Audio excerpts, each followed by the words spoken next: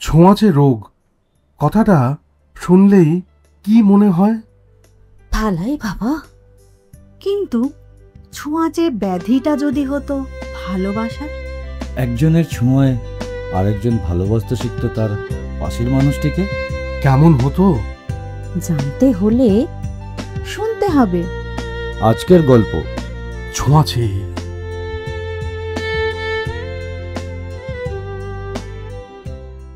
রোজ সকাল 7টায় উঠে কোনো মতে নিজেকে তৈরি করে একটু কর্নফ্লেক্স দুধে ভিজিয়ে সেটা গলদ্ধকরণ করে অফিসে ছোটে রিতম বসু। নির্দিষ্ট একটা বাস স্টপে রোজ কোম্পানির গাড়ি আসে ঠিক সকাল 8:30টায়। একই অফিসের অনেকেই এই গাড়িটায় নিজের নিজের লোকেশন থেকে উঠে পৌঁছে যায় একই ডেস্টিনেশনে। কিন্তু মজার ব্যাপার এই যে এই বহুজাতিক সংস্থাগুলিতে এত হরেক ধরনের কাজ ও তার শাখা প্রশাখা ছড়িয়ে যে কেউই নেহাত মুখ চেনার বেশি আর গভীর পরিচয়ের দিকে এগোয় না। নিতান্ত ভদ্রতাসূচক হাসি বিনিময়টুকু হয় হয়তো।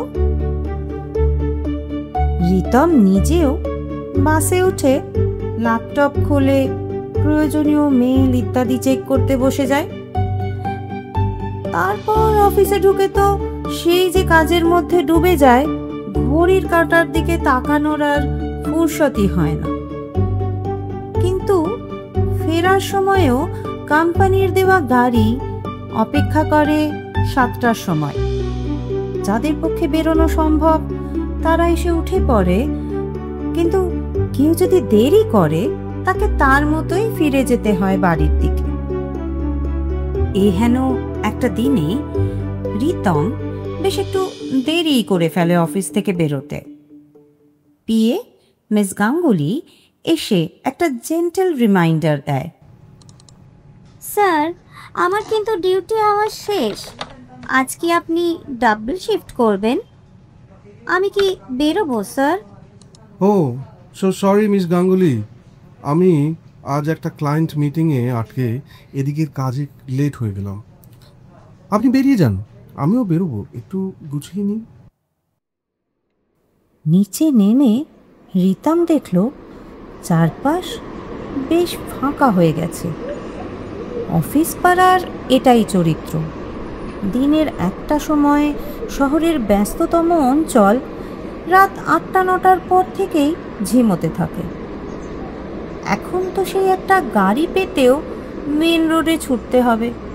এইসব 7-5 ভাবতে ভাবতেই রিতম দেখে অফিসের গাড়িটা থেকে ওদের পরিচিত ড্রাইভার ডাকছে, স্যার আ যাইয়ে। আরে তুমি আজ এখন কি ব্যাপার? हम गाड़ी गैरेज करने आए थे, तो আপনাকে দেখে মনে হলো कि पहुंचे दी। असल उधर रास्ता में बहुत झमेला हो रहा है। ঝামেলা? কিসের আবার ঝামেলা? আমরা কি আর অত বুঝি স্যার? শুধু শুনলাম কাশ্মীরে কি একটা হয়েছে, তার জন্য কলকাতা মারপিট হচ্ছে। সে কি? বলতে বলতে গাড়িতে ওঠে রিতম। আসলে নিজের অজ্ঞানতায় লজ্জা পায় একটু। সারাদিন কাজের বাইরে জগৎ সংসারে কি যে চলছে প্রায় কোনো খোঁজই রাখতে পারে না সে। মনে মনে ধন্যবাদ দেয় ড্রাইভার ছেলেটিকে, কিন্তু মুখে আর কিছু বলা হয়ে ওঠে না। এইভাবেই খানিকক্ষণ গাড়ি চলার পর ক্লান্তিতে চোখ বুজে আসে রিতমের। হঠাৎ একটা তীব্র ঝাঁকুনি দিয়ে গাড়ি ব্রেক কষলে চোখ খুলে যায় তার।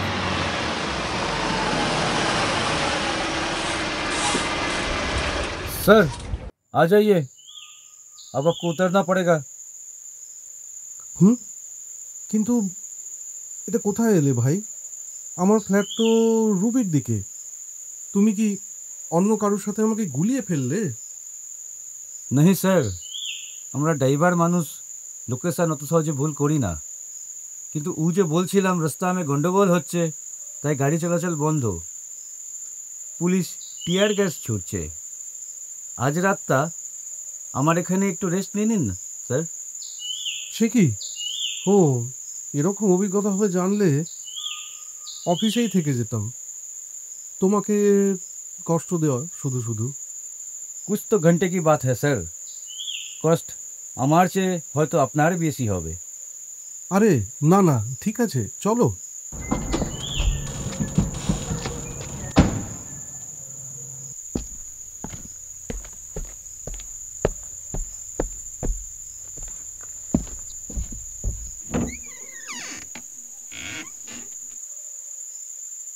ঘরটা আমার খুবই ছোট স্যার, কিন্তু আব্বাই দু কামরার বাড়িটা করে দিয়েছিল বলে আজ মাথার ওপর ছাদ পেয়েছি। আব্বা কথাটা খট করে কানে লাগে রিতমের। ছেলেটার নাম কি? এতদিন দেখছে অথচ কোনোদিন নামটাও জানা হয়নি। নিজের ওপর ভারী লজ্জা হয় রিতমের। কিছু মনে করো না, তোমার নামটাই জানা হয়নি এতদিন। আমার নাম নসিব আছে স্যার, নসিব আলী। নাসিব? বাহ, ভাগ্য, বেশ ভালো নাম। কিন্তু আপনার ভাগ্যটা তো আজ ভালো নয় স্যার। মানে কি বলতে চাইছো তুমি? अगले कुछ घंटों के लिए আপনি আমার গেস্ট, কিন্তু বিরিয়ানিটা আপনি তখনই পাবেন যখন আমার কথা শুনবেন। এই বলেই নাসিব ঘরের দরজা বাইরে থেকে বন্ধ করে বেরিয়ে গেল। রিতম বসে পড়ল ধপ করে খাটের ওপর। কিছুই বুঝতে পারছিল না ব্যাপারটা। মনে মনে বলতে লাগলো, আজ 5টা বছর, সকালে ঘুম থেকে উঠে রাতে শুতে যাওয়া অবধি একই গতিতে বিরামহীন জীবন চলছে। বিশেষ একটা পরিবর্তন হয়নি কোনোদিন। আজকের দিনটা আমার জীবনে যেন ফুল স্টপের মতো, এক ঝটকায় সব গতি থামিয়ে দিল। আচ্ছা, আমি কি এই মুহূর্তে খুব ভীত, আতঙ্কিত? সেরকম তো মনে হচ্ছে না।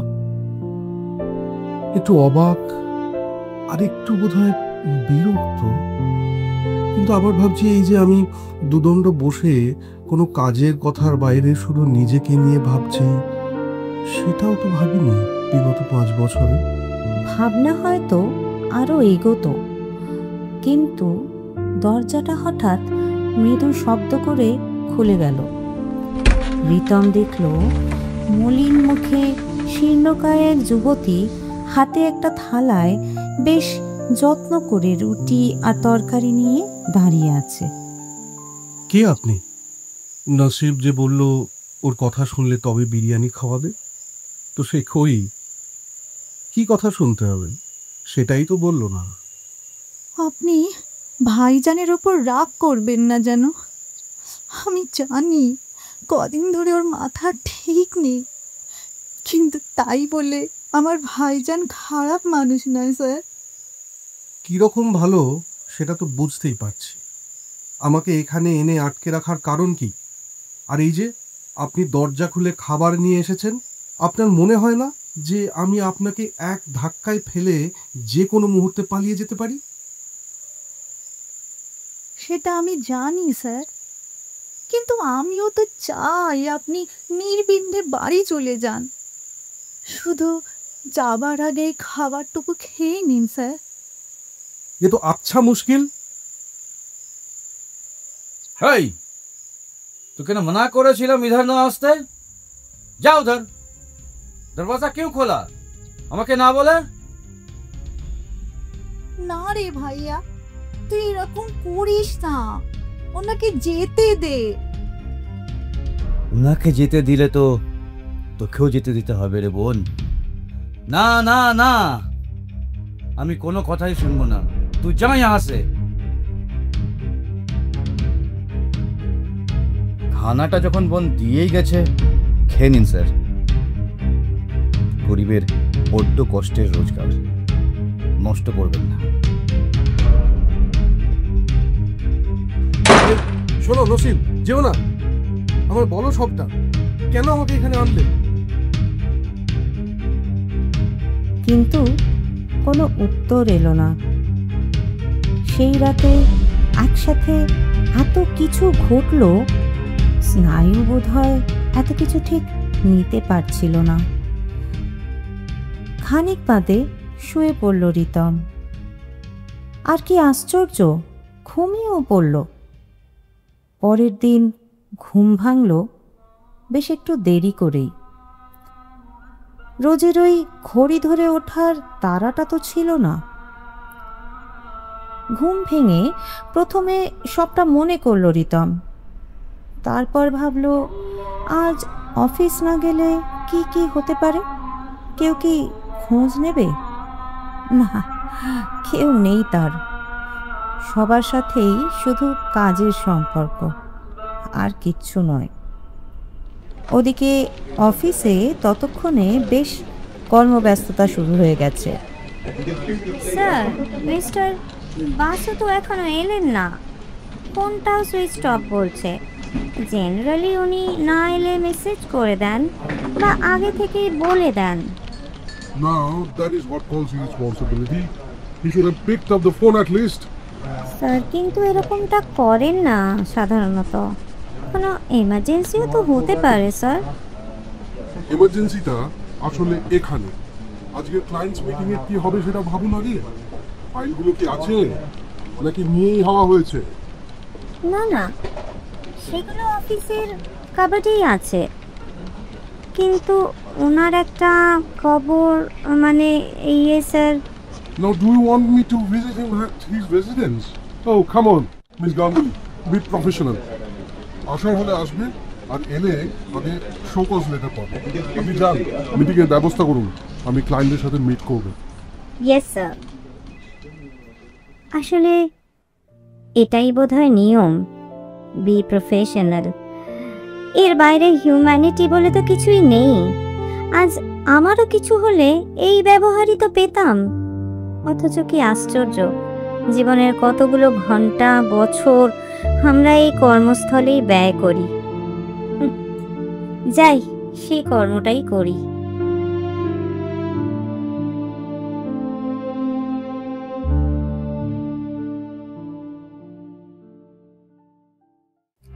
আপনি চলে যান স্যার, ভাইজান এখন কাজে বেরিয়েছে, খুব তাড়াতাড়ি আসবে না। না শোনো, আমি আসল কারণটা না জেনে কোথাও যাব না। তুমি বরং আমাকে বলো, কেন নসিব আমাকে এখানে আটকে রেখেছে?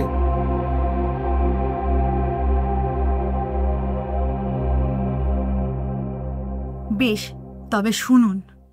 এই যে আমায় দেখছেন, আমি আসলে ভাইজানের নিজের কেউ নই। আমায় রাস্তা থেকে তুলে এনেছিল একদিন আমার ভাইজান। ছোটবেলায় চোখ মেলে যখন পৃথিবীটাকে বোঝার বয়স হলো, তখন জানলাম আমায় আস্থা করে ফেলে গেছিল কেউ। আর সেখান থেকে বস্তির ভিখারি মাসি তুলে এনে বড় করে আমায়। কিন্তু আমার যখন 5 বছর বয়স, মাসি মারা যায় রোগে ভুগে ভুগে। আমি সেই মৃতদেহের পাশে বসে বসে কাঁদছি দেখে ভাইজান আমায় তুলে আনে বস্তি থেকে। প্রত্যেক শুক্রবার নামাজ পড়ে ভাইয়া আমার ওই বস্তির বাচ্চাদের খাওয়াতে যেত। সবাই আমরা অপেক্ষা করতাম কখন ভাইজান আসবে। সেদিন যদি ভাইজান আমায় না তুলে আনতো, তবে আমি যে কোথায় ভেসে যেতাম।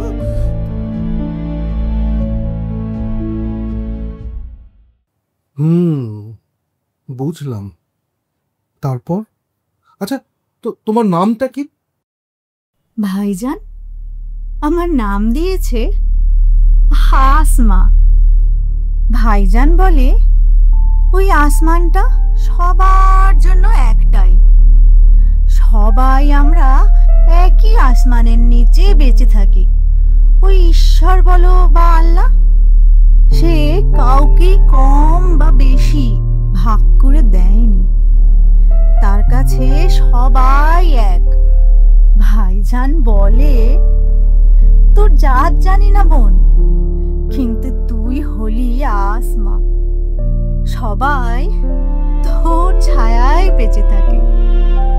নসিব এত কিছু ভাবতে পারে? ভেবে অবাক হয় রিতম। তার মনে পড়ে যায় তার মায়ের কথা। কোন ছোটবেলায় বাবা চলে যাওয়ার পর মা একা লড়াই করে বড় করেছে আমাকে, কোনোদিন অভাব বুঝতে দেয়নি। মাকে দেখেছি নিজের সবটুকু দিয়ে অন্যের পাশে দাঁড়াতে, কিন্তু আজ সেই মায়ের ছেলে হয়ে আমি কি করছি? একটা যন্ত্র মানব হয়ে গেছি। অথচ এই ছেলেটা তার ওইটুকু সামর্থ্য দিয়ে কি সুন্দর হেসে খেলে বেঁচে আছে। মনে কিছুটা দ্বিধা নিয়ে রিতম আসমাকে জিজ্ঞাসা করে, আচ্ছা আসমা, তোমার ভাইজান আমাকে ধরে রেখেছে কেন? আমায় কি হিন্দুদের একমাত্র রিপ্রেজেন্টেটিভ ধরে নিয়ে কোতল করবে নাকি? ইয়া আল্লাহ, এ আপনি কি বলছেন স্যার? আমার ভাইজানকে তাই মনে হয় আপনার? আজ ও যে আপনাকে ধরে এনেছে সেটার কারণ আমি। তুমি? সে কি রকম? আমার যে মারণ ব্যাধি স্যার, আমার রক্তের ঠিক নেই, কিন্তু সেই রক্তে ক্যান্সারের বিষ লুকিয়ে আছে। আসমা, আর যেদিন থেকে ভাইয়া আমার এটা জানতে পেরেছে, পাগলের মতো টাকার জোগাড় করতে ছুটোছুটি করছে। কিন্তু এ তো একটা দুটো টাকা নয়, এর জন্য যে লক্ষ লক্ষ টাকা লাগবে। তাই আপনাকে ধরে এনেছে মুক্তিপণ চাইবে বলে, কিন্তু কাল থেকে লজ্জায় চাইতে পারছে না, পালিয়ে পালিয়ে বেড়াচ্ছে। মুক্তিপণ? কিন্তু কার কাছে চাইবে? আমার তো কেউ নেই যে টাকা দিয়ে আমায় মুক্ত করাবে। ओ, आप तो फिर सब कुछ जान ही गए हो। हमारो शहर इस दुनिया में अपनार बोलते ये बहनते छाड़ क्यों नहीं, और उसके लिए मैं कुछ भी कर सकता हूँ, कुछ भी।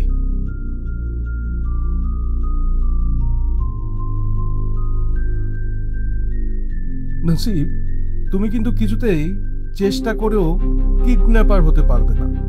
আচ্ছা, আমার ফোনটা আমার কাছেই ফেলে রেখে আমায় ঘর বন্ধ করে চলে গেলে। আমি কিন্তু চাইলে পুলিশ ডাকতে পারতাম, কিন্তু কেন ডাকিনি জানো? কারণ আমি বোধহয় কালকেই ঘোর কাটিয়ে জেগে উঠেছিলাম, নিজেকে নিয়ে ভাবছিলাম, ছোটবেলার কথা ভাবছিলাম। এতদিন শুধু চাকরি আর টাকা ছাড়া কিছুই ভাবিনি। অথচ দেখো, এখনো অবধি আমার খোঁজ কেউ কি নিল? झूठ बोलবার কোশিশ করবেন না স্যার। যদি কেউ নাই থাকে তাহলে টাকার পেছনে তো ঘুরে মরেন কেন? সেও একটা গল্প নসিব। একদিন আমারও একটা সুন্দর জীবন ছিল, স্বপ্নের দুনিয়া ছিল। সেখানে থাকতাম আমি আর মা। সারাটা জীবন সব রকম চ্যালেঞ্জ হাসি মুখে সহ্য করে নেওয়া মাটা আমার যেদিন চলে গেল, সেদিন আমার কাছেও টাকা ছিল না। স্যার, মায়েরও ছিল ব্লাড ক্যান্সার। মা যখন জানতে পারে তখন আমার কলেজের ফাইনাল ইয়ার। মা আমাকে কিচ্ছু জানতে দেয়নি, শুধু আমাদের মাঝ দরিয়ায় ভেসে থাকা নৌকোটাকে কিনারে নিয়ে আসার অপেক্ষায় দাঁতের দাঁত চেপে যন্ত্রণা সহ্য করত। আমি যেদিন প্রথম চাকরির খবরটা নিয়ে বাড়ি ঢুকলাম, সেদিন মা পরম নিশ্চিন্তে ঘুমিয়ে পড়লেন।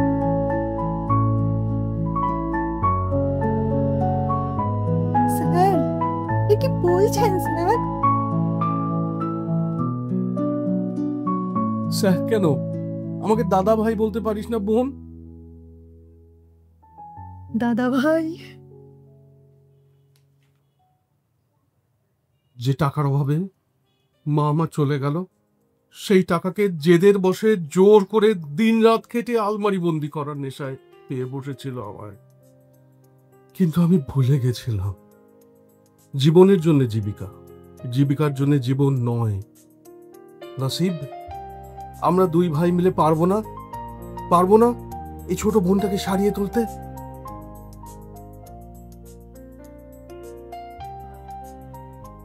আরে ভাই,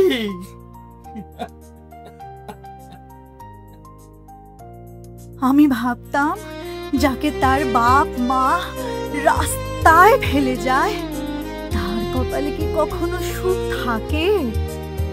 কিন্তু আজ তোমাদের মতো ভাইজান আর দাদা ভাই পেয়ে মনে হচ্ছে আমার আর কোনো ভয় নেই। আমি ঠিক পারবো এই বেঁচে থাকার লড়াইটা জিততে, আমি ঠিক পারবো। জিততে আমায় হবেই।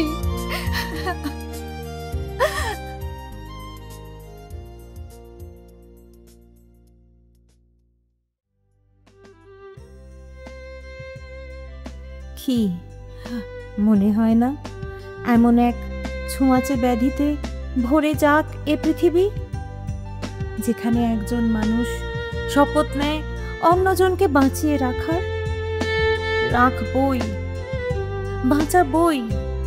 কি পারবো না আমরা? একমত হলে লাইক, কমেন্ট, সাবস্ক্রাইব করতে ভুলবেন না প্লিজ।